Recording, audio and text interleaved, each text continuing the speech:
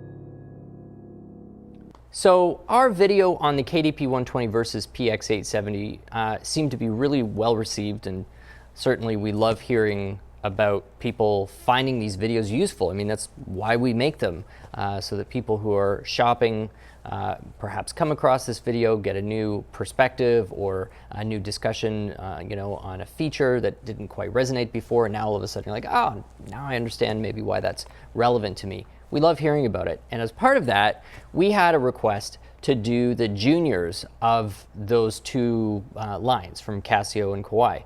So as we said in the intro today, we have the KDP-75 from Kawai and the PX-770 from Casio. And we are going to walk through sound, action, and features, starting with sound right now. The KDP-70, which we previously compared to the PX-770, had a similar speaker wattage. So the 770 has two 8-watt amplifiers or speakers. That's what they're rated at. And the 70 also had that. So we had 16 watts of total rated power in each. The 75 has upped that to 18 watts of rated power. So not like a particularly huge difference. But I did notice it when we were playing some of the lows with volumes kind of half up and higher on the 75. There's really some nice warmth to the bass that was maybe missing a little bit on the KDP-70. We've got it now on that 75 with the 18 watts versus the 16 watts. However, there were some things about the PX-770 from a speaker standpoint that I actually really still enjoy. And one of those is that they have these sort of tone ports, lots of different ways in which the highs from the back of the speakers are still able to escape to your ear. You're still able to get a lot of high-end definition out of that PX-770 that I miss a little bit on the KDP-75. Even though we've got a beefier speaker now on the KDP-75, there is something missing out of the upper mid-range of the tone spectrum, the EQ spectrum, that feels a bit muted on the 75 when we're talking about its onboard speakers compared to the detail that I'm still really enjoying on the PX-770. So there are things to like and things to pick apart in both cases. Little better bass presence and a much rounder, sounds like a nicely glued together sound when we're talking about the KDP-75. Lots of mid and higher end detail when we're talking about the PX-770. And so before we go any further, let's actually listen to what we were just talking about. So we'll start with Kawai's KDP75 first, and then move on to the Casio after there.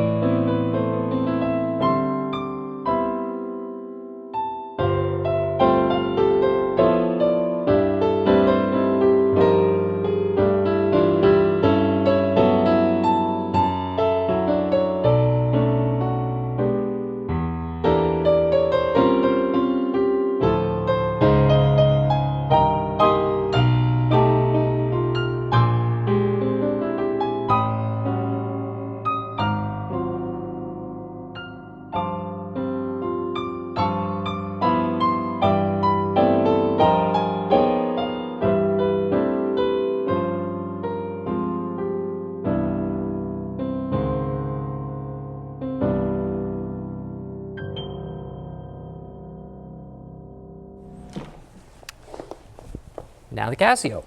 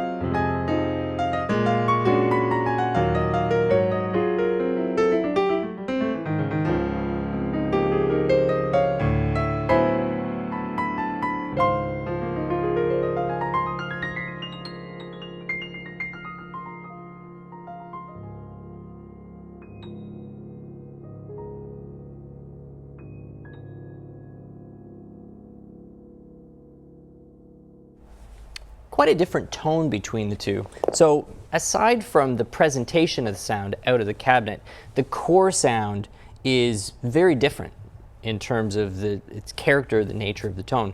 The Kawai seems to have much more mid and lower mid resonance.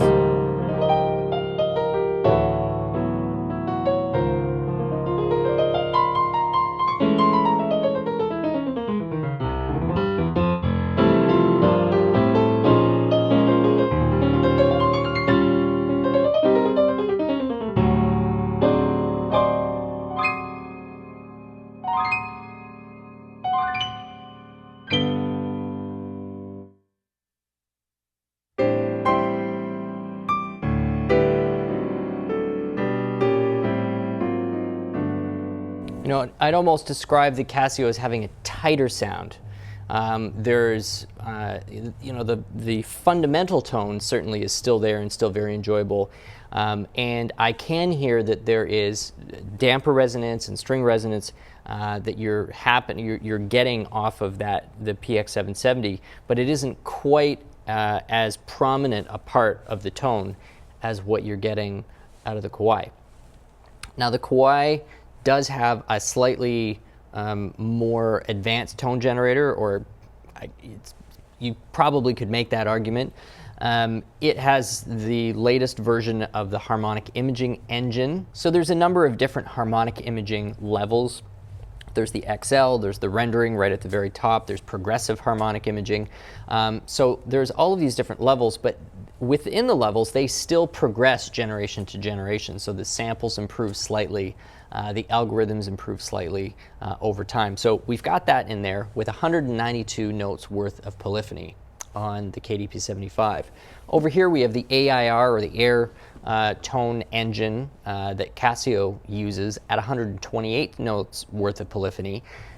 If you're playing solo piano, as we've said a million times before on this channel, 128 is not going to encumber you unless you are getting in some pretty advanced playing, where you'd be using, you know, wide parts of the instrument with a lot of sustain effect. Then you might actually start running out of the 128. But under normal, let's call it beginner to intermediate playing, there's no way that you're ever really going to run out of 128. So not that much of a limitation, but worth noting that we do have an increased polyphony on the KDP75 of 192. Casio does talk about, or does reveal, the fact that they usually have in the Air engine at least 4 velocity layers of samples. That means that they have recorded the piano at 4 different velocities, and the algorithm is stitching those together basically. Kawai never really reveals that. They always cloak it in a lot of Kawai language, you know, marketing ease. But when you hear it, you certainly can, I think, assume that you're probably talking about a similar, or maybe slightly even more, sample layers on the Kawai as well.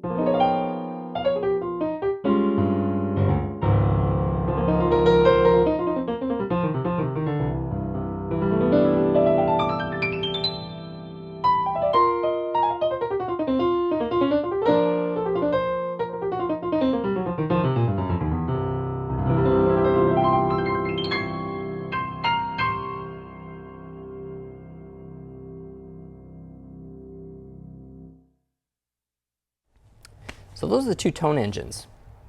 Now both of these have sounds other than the acoustic piano sound. We've been hearing the core acoustic piano sound out of both, but the Casio has several. I think it's maybe 18 in the range of. So let's listen to a few other sounds other than the main sound we've been hearing.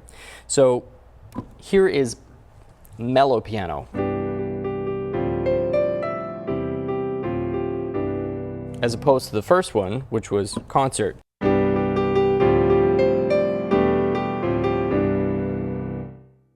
And we have bright.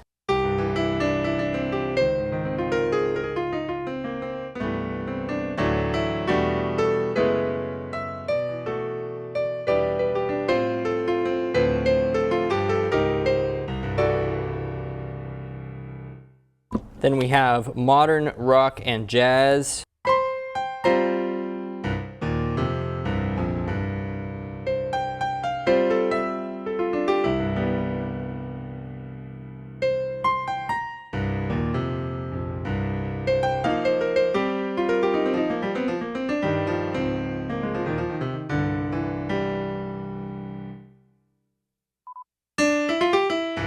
There's your rock.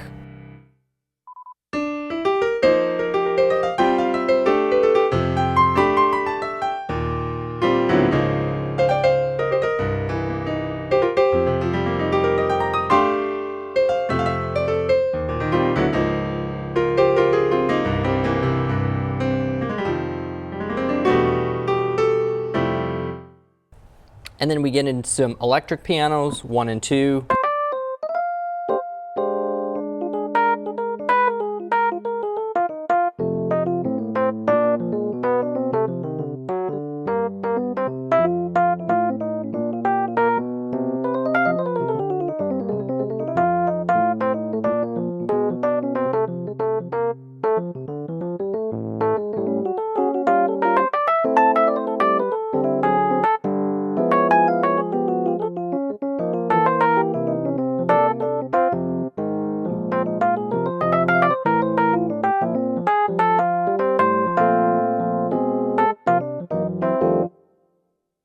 I like that sound.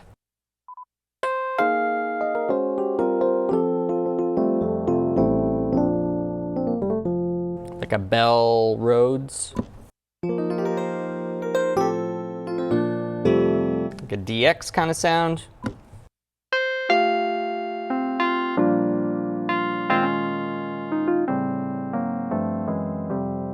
They're whirly.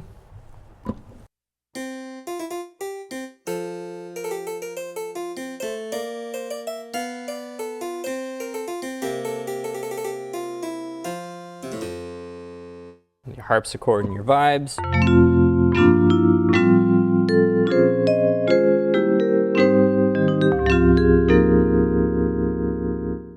And some strings.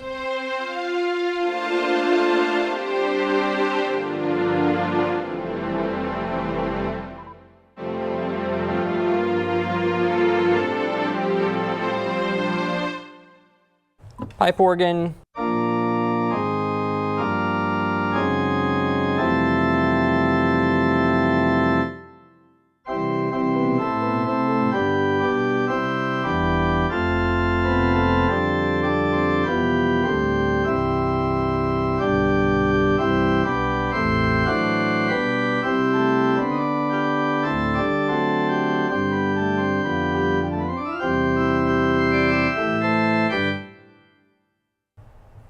Jazz organ.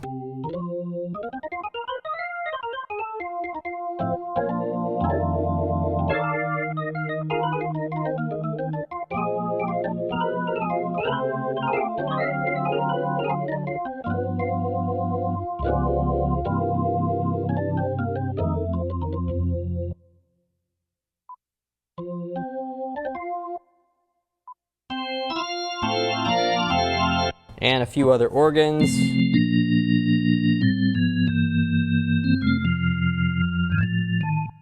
So out of that whole mix, a couple of electric pianos, which are highly enjoyable, very usable, and the core grand piano sound, certainly some of my favorites in there. So that's the range of sound we get on the Casio. Moving over to the Kawai, we have their pretty stock, pretty familiar set of sounds that we get. This, of course, is the main piano sound we've been hearing.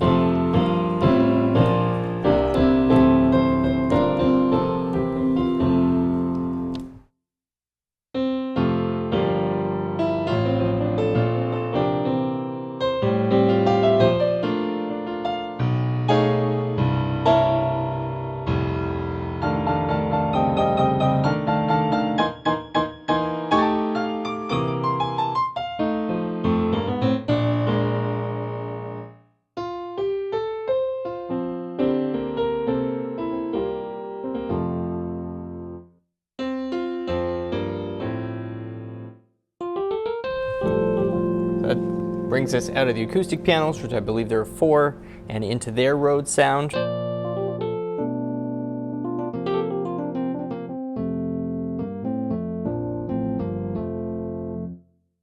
Pretty sure that Casio takes the cake on that one.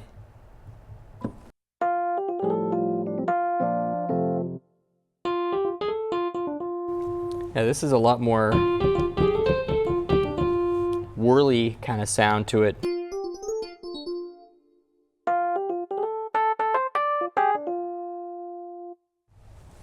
For that stuff, for sure.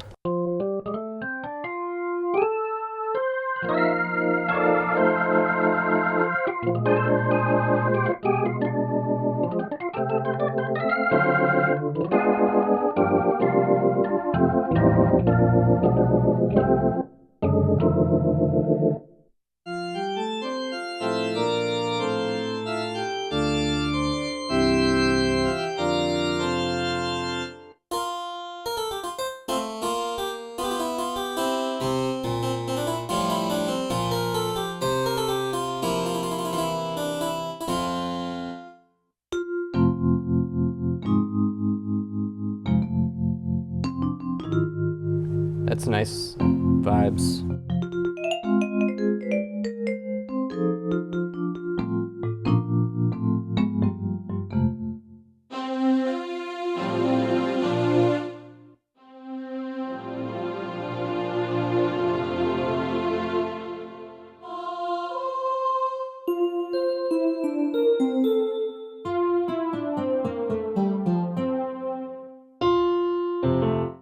So they both have their strong sounds that stand out, and they both have some weaker ones that are kind of there as placeholders, or if not placeholders, they're a little dated or simplistic by today's standards. But both a lot to like in that selection of tones. We are going to take a quick break and be back with a discussion about action. Thank you so much for being with us for this comparison. We'll see you in a second.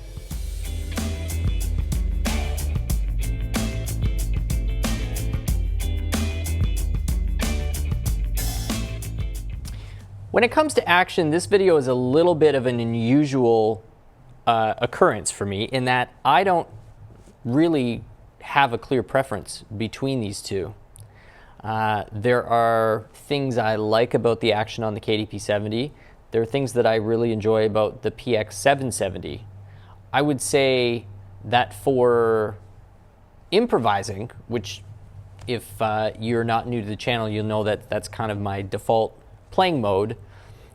There's a lot that I really enjoy about the PX-770. I find it to be quite a responsive action. And it also happens to be a tri-sensor action. It's a 3 triple sensor action versus the KDP-75, which is a dual sensor. Now, that doesn't make a whole ton of difference under most normal playing circumstances, but it does make a difference in a few areas. When you're reaching the extremes, either very, very quiet, very, very loud, or when you are playing with a lot of repetition, that triple sensor can definitely increase the accuracy of the information of the tone generator, or if you're MIDI outputting to a DAW or some other recording device.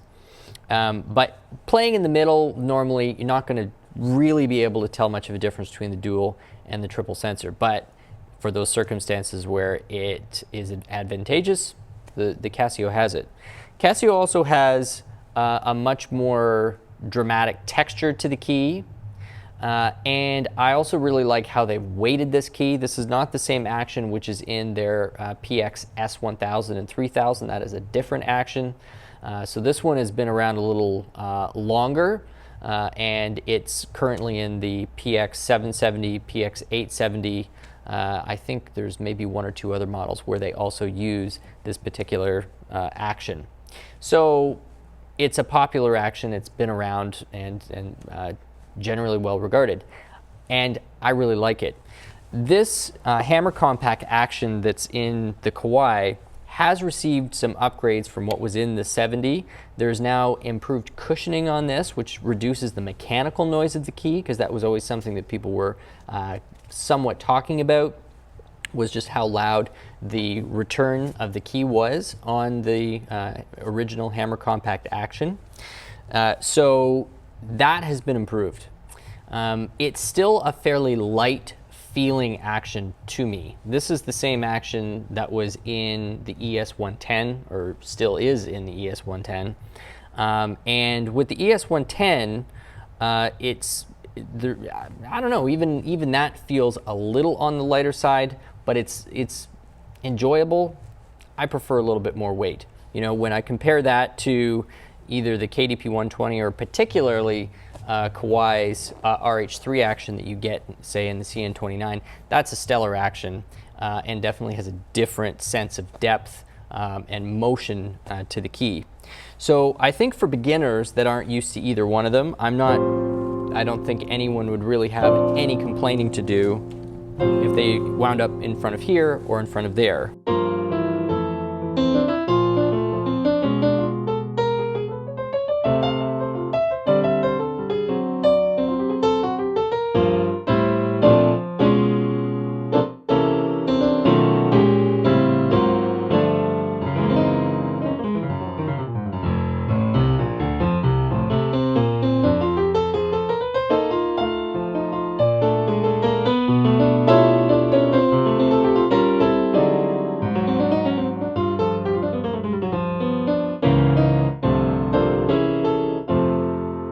Almost has a weighting that reminds me of the Yamaha GHS, but with the benefit of some very nice texture on top of the white key and the black keys.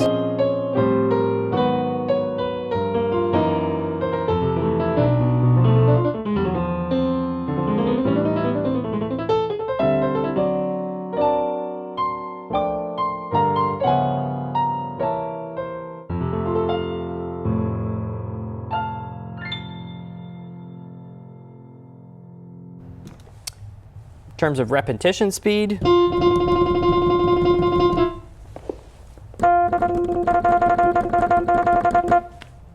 Pretty similar. I think the Casio might actually have a slight advantage when it comes to repetition speed there.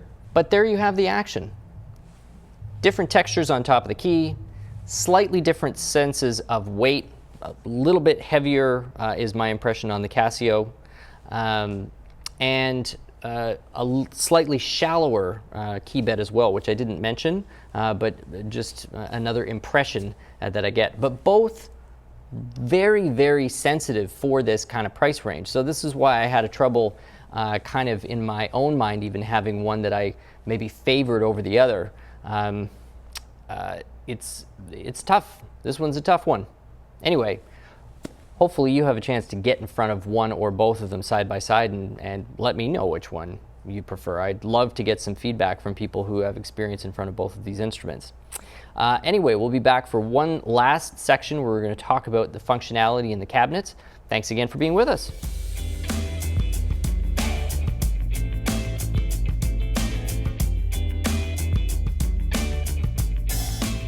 So neither one of these have Bluetooth, but they do have the USB ports so that you can connect these instruments to computers, and also, and maybe more importantly for some people, you can connect them to the free apps that both of these manufacturers supply that allow you to tweak and control these two instruments. So that's the Cordana app on the Casio, as well as the Piano Remote app on the Kawai. And you should check both of those out. Either Google it or stay on YouTube and just Google Piano Remote Kawai or Cordana, and you'll get a good sense of what each of those apps do. But basically, it's a user-friendly way of manipulating and remote controlling, basically, the pianos without having to deal with a whole bunch of shortcut keys. Because who likes doing that? Nope, literally nobody. Everybody hates it. So the apps are there, and no wireless, but you've got the wired connection so that you can do that. They both have some basic internal recording capability, but there are so many other options to effectively record piano these days. I'm not actually sure whether those internal basic MIDI recorders are getting a ton of use. They must be, because they keep including it. But so many people these days have smartphones where if it's just to capture an idea, put voice memo on for a second, or you have it hooked up to a computer, it's very, very easy to get that off to a computer. But my assumption is that some of the users out there still get some good use out of these basic MIDI recorders. So they both have them. They both come with a triple pedal, which is convenient. And they both come in two different colors. The KDP-70 never used to come in anything except black. Now that it's the 75, it's available in white, as is the PX-770 is available in white, as well as the black. They both include a bench as well, which is very handy. And they're both pretty much at the same price point, within, I think, about $100 of one another. Neither one of these has audio outputs, so if you want to hook this up to some sort of recording device or speaker, you will have to run through the headphone jacks, and there is no way to keep the local speakers on, so you lose the local speakers as soon as you go out of the headphone jacks. Just the way it is. Some of the more recent models from every company is giving you the option of keeping those local speakers on, which is great. I wish they would do that even on the lower end, but then why would you spend more for the other ones? So I get it, business. But you can't do it with these. They both come with music stands, as you can see. And then all of the basics that you would think are kind of afterthoughts at this point, it's still worth mentioning. You can layer two sounds together on both these instruments. You can split the keyboard up into two on both of these instruments. You can transpose on both these instruments, and both include a metronome. So you've got all that stuff, plus some loaded like academic method book repertoire that's parked in both of these.